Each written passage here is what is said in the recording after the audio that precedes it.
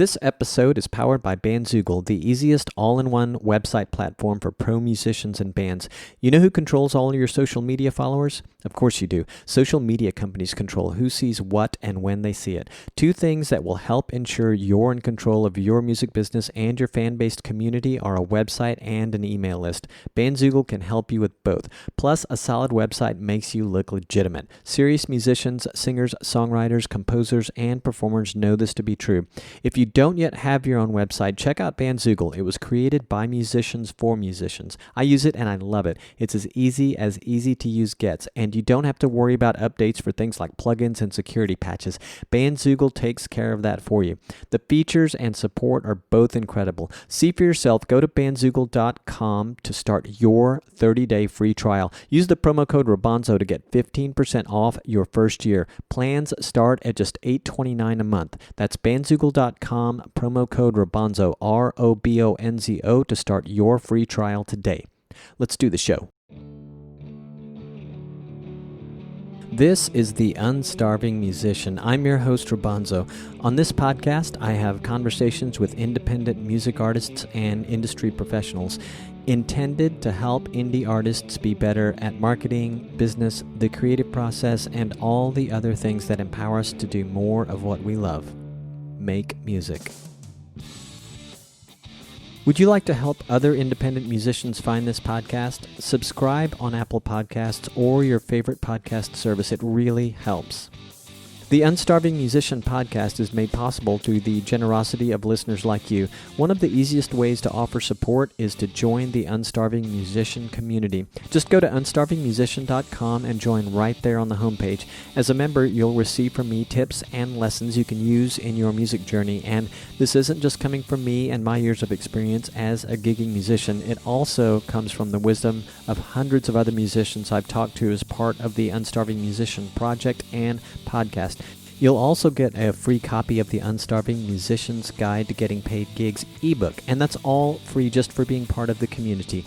To learn more about other ways of offering your support for the podcast, please visit our sponsor page at unstarvingmusician.com/crowdsponsor. Greetings, my little chicklets, or chickadees. This has been an up and down week so far. Over the weekend, I learned that Mark Maron, one of my favorite podcasters in the world, lost his partner Lynn Shelton, which actually happened in mid-May. I didn't know until recently because I missed some episodes and didn't see anything in the news. Funny thing, I don't know Mark Maron, but when we listen to people like this, personalities, sometimes they make us feel like we know them. Anyway, really like his work, and his loss reminded me of a friend I lost at the outset of this effing plague, and another I lost a few weeks into it.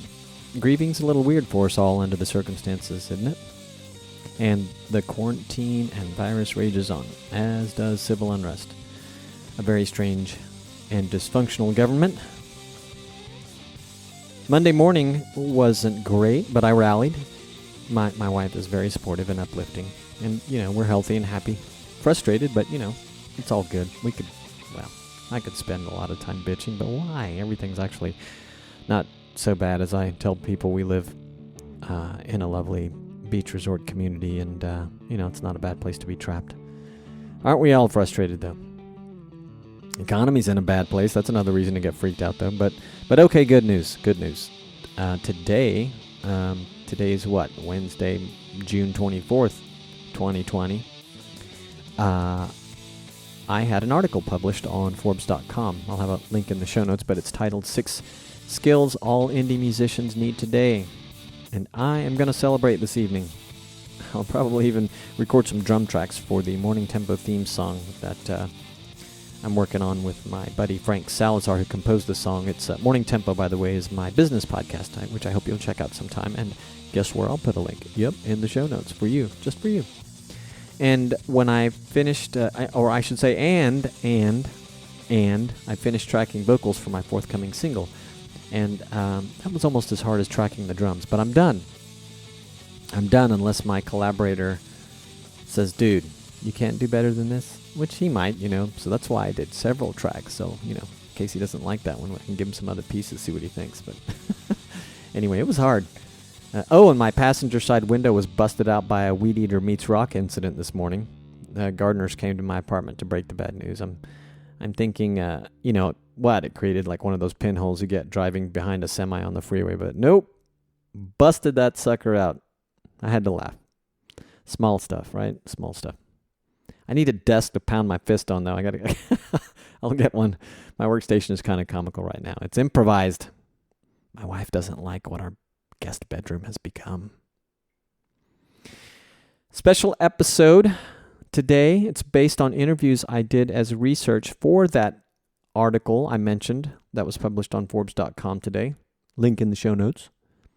So I did a few interviews to help me out, and what I had decided to do, I'm not really sure it was the best approach, but the conversations were good. I wanted to run some thoughts I had, some ideas I had about being an independent musician by some independent musicians I know, like namely some who've been on the podcast before. And so I ran some assumptions, or contentions that I had by them, which really kind of turned into half a dozen things for the theme of the article. But they were the following. So I wanted to know if they agreed with or what they thought about this idea that indie artists need to have a following and a solid web presence to get PR, management, artist development professionals to even consider them these days more than in the past.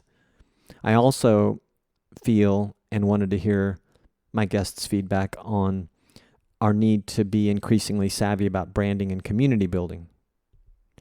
And I also contend that, while many of us have been thrust into live streaming, live video, even though it was already coming, but that is becoming super important for independent musicians, partly driven obviously by the COVID crisis. And that platforms for community building, learning, and teaching, also very important. Wanted to see if I was on point with that, or what my guests in my interviews thought of that.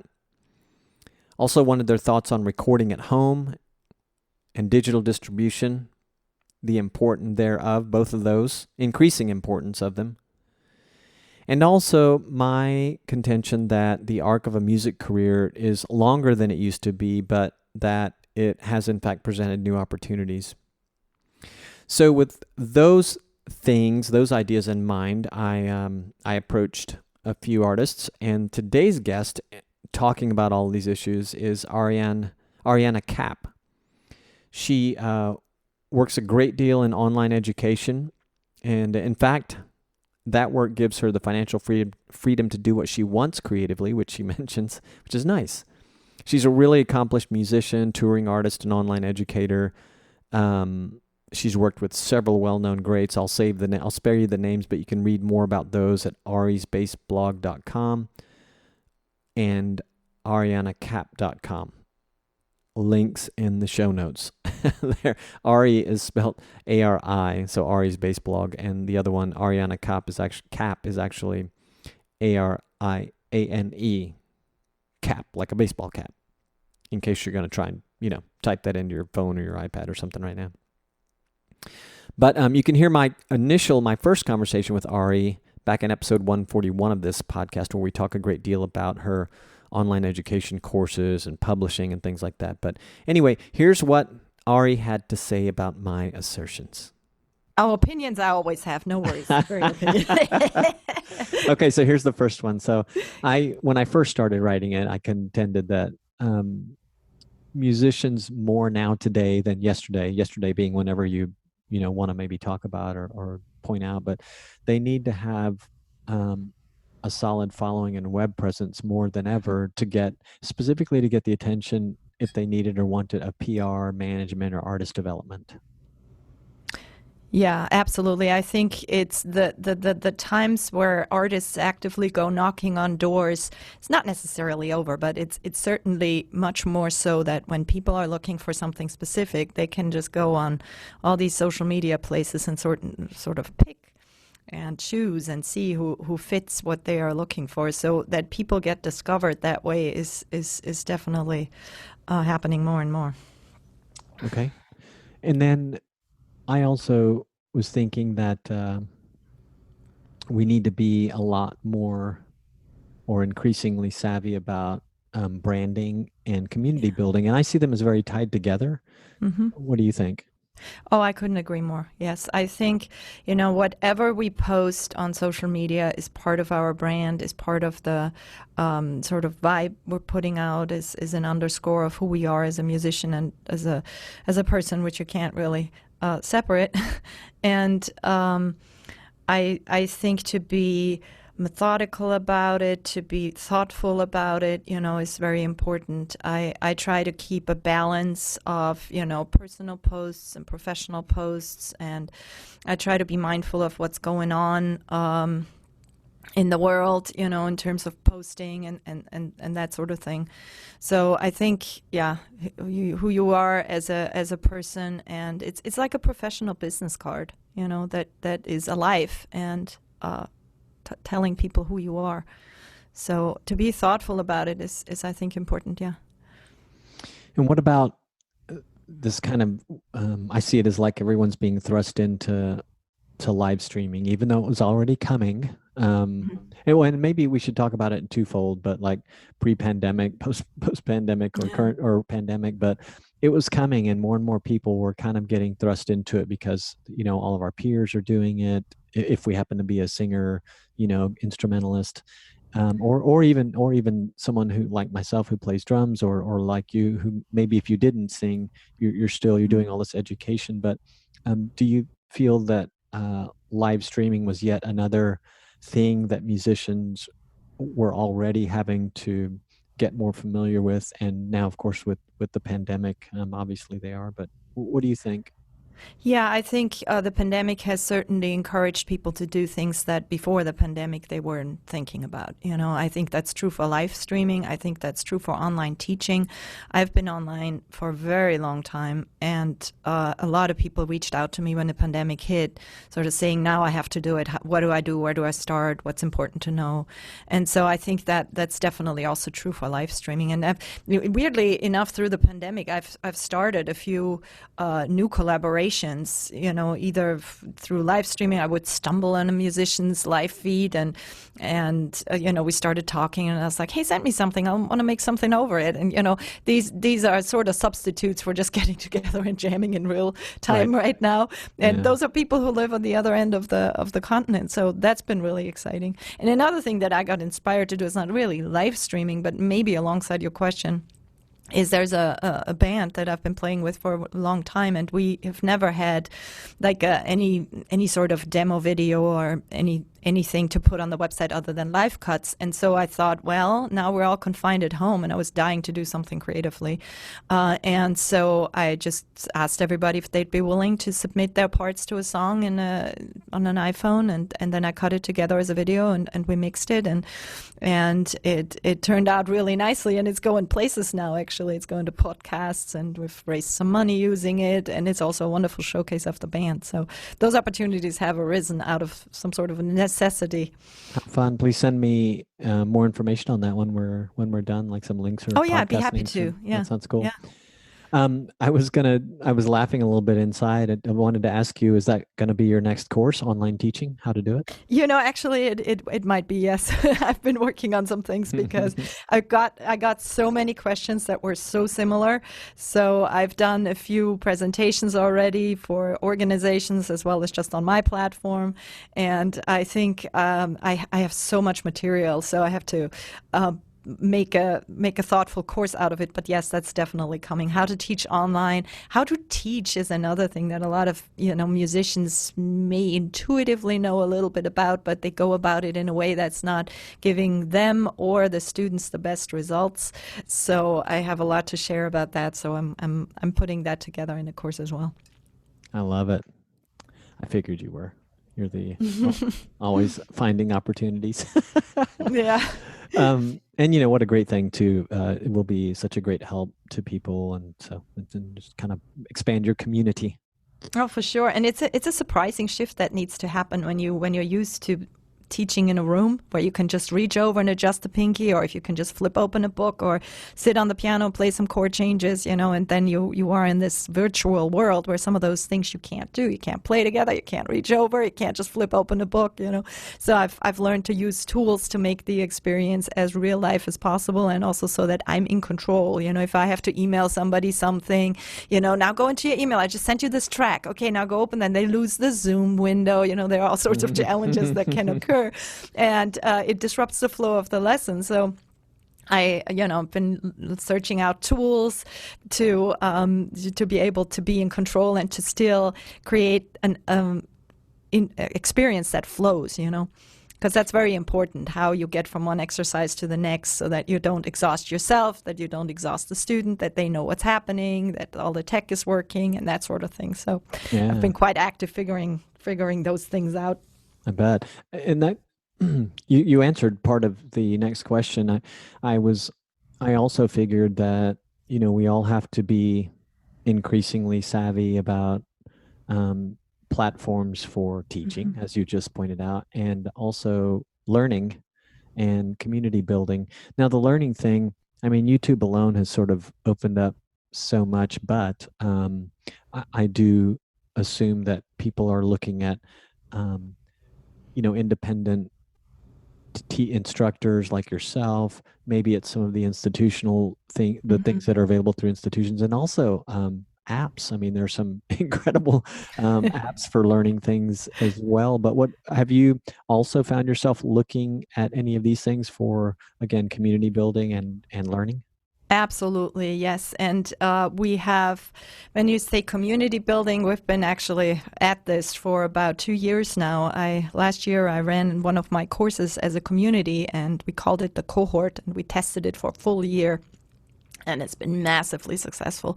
So this year we started it up in real, and we have coaches, and we have homeworks, and we have platforms where we have 2 teams that are getting points for their homework submissions, and we have video feedback, and the whole community, and everybody has their own coach. And I mean, we just really went all in creating a learning experience where you do something together, so as to recreate this idea of a classroom, where you play for each other and that sort of thing. And that's been really successful. So I think the combination of online teaching combined with a real life component, also where we do monthly Q&As and live sessions as part of this cohort, I think that is creating an exceptionally useful and relaxed learning environment, because you don't have to go through traffic to get somewhere.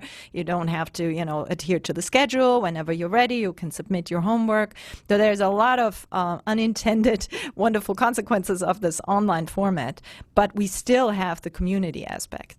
And so it's been quite exciting. We've got people from all over the world, and we have an amazing attrition how do you call that, a rate of people who are staying with it. So we've only lost 2 so far, if my count is right, and that is out of we're now in the 20th week of this for this year. So though it's quite remarkable. We have a very tight-knit community, and people are very motivated and motivating each other, and they don't want to let their team down. And That's great. So we're having a really great time. Yeah. That's so great. And as for apps and platforms, just to answer that part of your question too. So one of the platforms that I've recently discovered is a company called Doozoo. Yeah. DOOZZOO.com. It's a platform optimized for music education, and you can try it. I consult with them, and there's a code that you can use if you want to check it out for free. That's ARIBASE, ARIBASS03, ARIBASE03, and then you can try it out for free for 3 months. What's so nice about it is I have all my teaching materials uploaded up there, and I can go teach from a Pete's if I need to, which I don't do because I like to have my own bass in my hand, but I can be anywhere as long as I'm hooked up to the computer. All my teaching materials are there. So I have literally hundreds and hundreds of backing tracks and PDFs, and it's all uploaded, and I can fly it into the student with one click of the button. They don't need to lose the platform. They don't lose my window. I can switch on and off the metronome, these sort of things. So it's very, very convenient, and it allows me to give the lesson the flow that I like it to have. That's cool. In my that you bring it up, and it's nice to hear that feedback on it. And thanks for the promo code. Really. I had actually found it in my research and was contemplating mentioning it. So you gave me an excuse to do so. Oh yeah, they're great. They're really wonderful. I've consulted with some music teachers there that are switching over, and Cool. they're a German company, and yeah, it's All going right. going great. I like it. And it sounds like to me so far across the board, and I have like, I guess, three more of these categories to run by you, but across the board, it it seems like your responses have been a little less about, oh yeah, you have to know it so much more than you did a few years ago, than they're more along the lines of, oh yeah, this stuff is great and almost maybe a must for some of them, for some people to know moving forward. Can You you know what I repeat mean? that last part of the question? Yeah, and not so much a question, but an observation saying, Yeah. in that I was kind of approaching this as asking you, do you think this is more important than it used to be? But your responses have sounded like it's really important moving forward.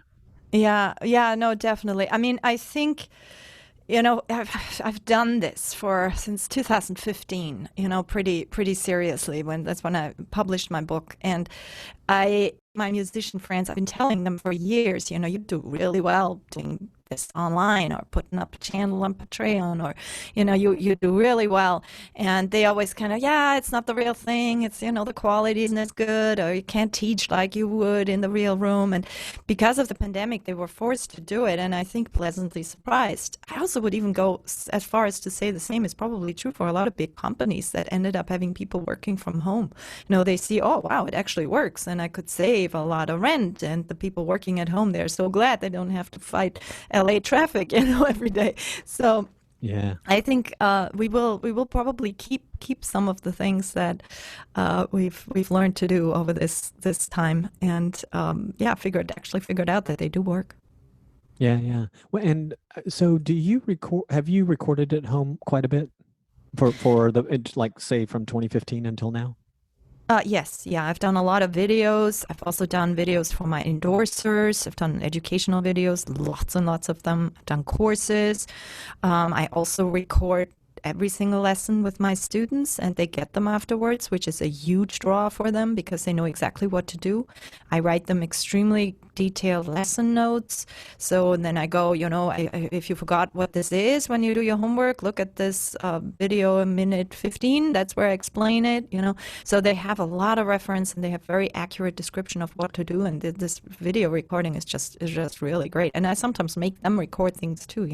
That's very powerful for your own self-assessment where you're at. And you've recorded also for your own like personal music projects as well? Absolutely, yeah. Okay. For Okay. my bands, that project I was mentioning earlier, and just some of the things I've come up with over these last few weeks. I'm about to release some videos. Also, I play U-bass, which is a small, very fun ukulele bass, and Yeah. some of those folks have reached out to me if I would want to collaborate on a Bach collaboration. I'm like, sure, So if there's everybody does their couple of bars and then they cut it together. So I mean, creativity knows no bounds, and it's been really fun. Oh, that's nice. And have you observed other, like you heard me talking about my story of the recent purchase of gear so I can start recording at Mm. home. Are you hearing much of that from other people? Yes, definitely. Okay. Absolutely. Lots of people are trying to figure out how this works with latency. Can we play together? What's the kind of gear I need? Lots of people are stocking up their home recording, their microphones for, making the audio quality better. There's lots of talk on wonderful platforms and groups on Facebook. Let's say there's a great group for Zoom, musicians using Zoom, where people, learn about how to optimize the Zoom settings for instrumental teaching, because all of these platforms are optimized for speaking voice. But if you have an instrument that uses different frequencies. I mean, talk about the bass. That's like the noise gate kicks in, right? Hmm. Don't try to not take that personal, but Zoom doesn't want the bass frequencies. So there are settings that you can use in Zoom to block out background noise, or to turn on the original sound so that all these noise gates get a little less trigger happy. And that's helping big time. And, I see a lot of collaboration in that regard, or which microphone to use, which mixers, lots of talk about that for sure. Yeah, cool. This one's a little bit on in a different subject area, but I had also assumed that another area that has become increasingly important, and maybe like everything else we talked about, will be very important moving forward. Although I'm not sure about that because we seem to be like in another pivotal period in the business of music because of the pandemic. But the Hmm. area specifically I was going to mention here is digital distribution of music. Hmm. Um, is that something that you have seen people becoming increasingly aware of, and do you think they will need to be moving forward? Sure. I mean, I think the nice thing about having a physical CD is that when people come to your show, they have something to take home as a memory. And because all of that has gone away, I think digital releases are becoming more important than ever. I mean, hopefully live shows will come back, and hopefully we'll want to bring the T-shirt and the CD back home again. But I mean, I've certainly thought about we're in the middle of recording an album for my duo, and we'll definitely think about, do we even want to do CDs? You know, it's an interesting question. But yeah, digital distribution is becoming more important than ever for sure. I know, and I guess is will people want to order these physical things online any more than they had in the past, as opposed to picking it Yeah. up in the moment when they were super excited? Like, for instance, would you, so let's say you're doing a Facebook Live for a bunch of fans. I haven't Mhm. seen anyone do this yet, but I'm just wondering if you mentioned or showed off a new T-shirt, just as an example again, that you have available, would they be excited to order it like they would have if they were there meeting you in person? I would think the same level of excitement won't exist, but I don't know because it's sort of a new thing we've entered into, the way fans are connecting with artists that couldn't go to live gigs ever. Maybe they didn't even live in the area, but they knew you or they saw you once upon a time or they moved or whatever. Yeah, well, for sure, it's an interesting question, and I mean, I see that a lot of these live streaming events, they add a tip jar, and I have certainly gone there and chipped in because I love that musician, I'm a fan or a friend. Would a fan buy a T-shirt because of it? I think it's a little different experience when you have somebody come by your feed versus when you're really there and rubbing shoulders and Yeah. feeling the catching the pics they throw in the audience. You know, that's sort of the a whole other level of awareness. And we're also so swamped. I mean, everybody gets square eyes these days because we're so much online, and so it's easy to get overwhelmed and a little bit numb towards it, I think. But on the other hand, what I often see is that people appreciate and understand that, you know, an artist is giving freely when they do a live stream, and they want to show their appreciation. And even if they just chip in a couple of bucks, that's, you know, certainly more than what you make on a streaming on account of a stream, you know. So I think it's a nice way. It's an interesting dynamic. It's a healthy dynamic. But on the other hand, we are so overwhelmed with just so much being out there. So, Yeah, for sure. And then the last one is I was curious about the arc of a career in music and